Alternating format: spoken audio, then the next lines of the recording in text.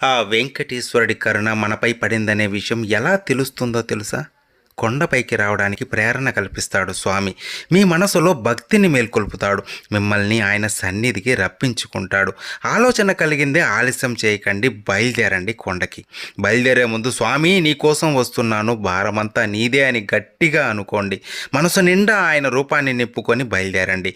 Queue మార్గంలో తోపులాటలు జరగవచ్చు, ఏకాగ్రత దెబ్బతీసే పరిస్థితి రావచ్చు. అది శ్రీనివాసుడి పరీక్ష కావచ్చు. సంయమనం పాటించండి.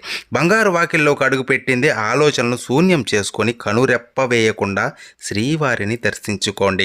ఆయన చేసే మాయ ఏంటంటే దర్శనం అయిన వెంటనే మనకు ఆనందం కలుగుతుంది, కానీ ఆయన రూపం గుర్తుండదు, మర్చిపోతాం. అందుకే ఎవరితో మాట్లాడకుండా ఆనంద నిలయ ప్రదక్షిణ మార్గంలో ఎక్కడైనా ఒక చోట కూర్చొని ఒక 2 నిమిషాలైనా ప్రశాంతంగా కూర్చొని స్వామి రూపాన్ని గుర్తు చేసుకోండి. ఆయన రూపం గుర్తొస్తే మీ జన్మ